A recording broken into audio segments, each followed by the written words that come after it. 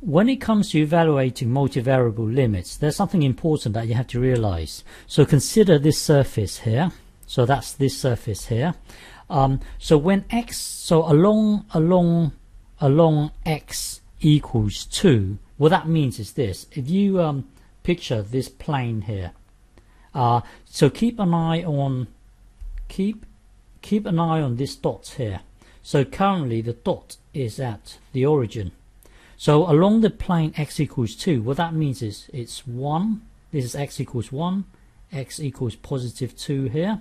Now the intersection of this plane and the surface will look something like this. Hang on, will look something like this. So this is your z here, and then this is your y here, along x equals 2. So the intersection will look something like this. So the intersection of the plane and the surface will look something like this. What that means is, along x equals 2, you can put this 2 into this x here. So this equation here will then become z equals 2 squared plus y squared.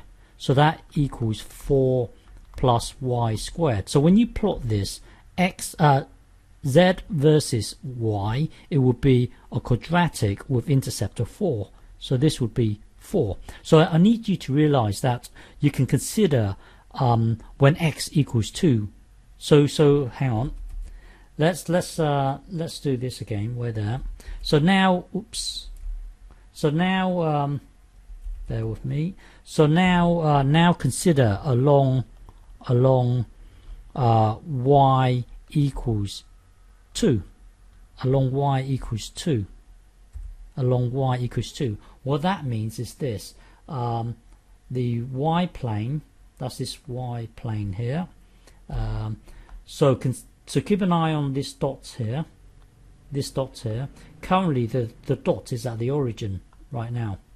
So when y equals 2, 1, 2, let me do it at 3. At 3 here. So along y equals 3. Bear with me. Along y equals 3. Along y equals 3. The intersection of the plane and the surface will look something like this. Z, and then you've got your x-axis here. So along y equals 3, you can put the 3 into this y here. So that will then become z equals x squared plus 9. So the intersection of the plane and the surface will look something like this, and the intercept here will be 9. That's so when you draw on this plane here, hang on, the intersection will look something like this. Hang on, will look something like this.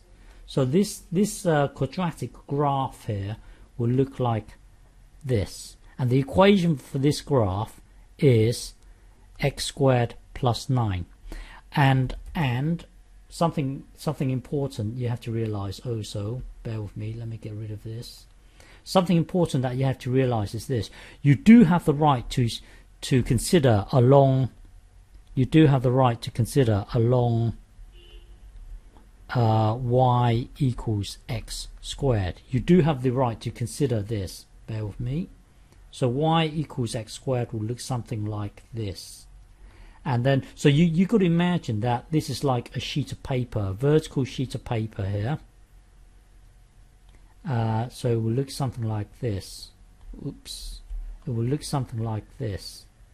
So consider this sheet of paper that's being bent, and the intersection of the surface and the piece of paper. Well, the equation of the intersection will look something like this. Well, you would put this into here, so that will then become z equals x squared, and when you put this into here, that will be plus x squared squared, because we are considering along this sheet of paper here, this this sheet of paper here. So the intersection of the surface and the sheet of paper, the equation for that would be given as x squared plus x to the power of 4. So the intersection would look like this.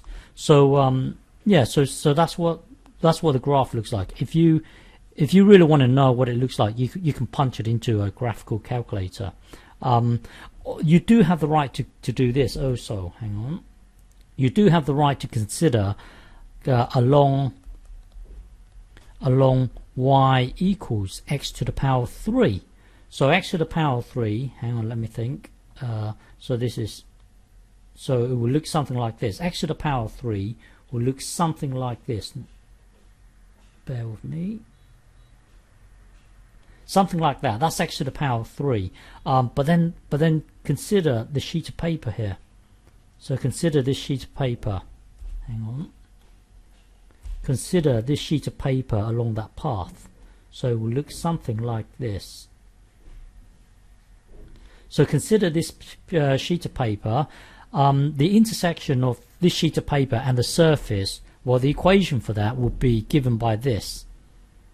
So we would put this into here. So the equation would be this: z equals x squared plus x to the power 3 to the power of 2, which is x squared plus x to the power of 6. So the equation, the equation for the intersection of this plane, this sheet of paper, and the surface is given by this. And by the way, you do have the right to do this also. Hang on. Let's go back to x squared. Let's go back to along y equals x squared. So along y equals x squared will look like this. So consider this sheet of paper here. Consider this sheet of paper here. The intersection of the sheet of paper and the surface. Well, instead of you putting this into the y here, you do have the right to put this into the x here, into the x squared here. So that would then be y plus y squared, and then z. Or you have the right to put this into here. So this is also legitimate. X squared plus x squared squared. These two are the same. So the intersection of and also you do have the right to do this as well. Y equals, let's say, 3x. So along y equals 3x, along y equals 3x. Hang on, let me think.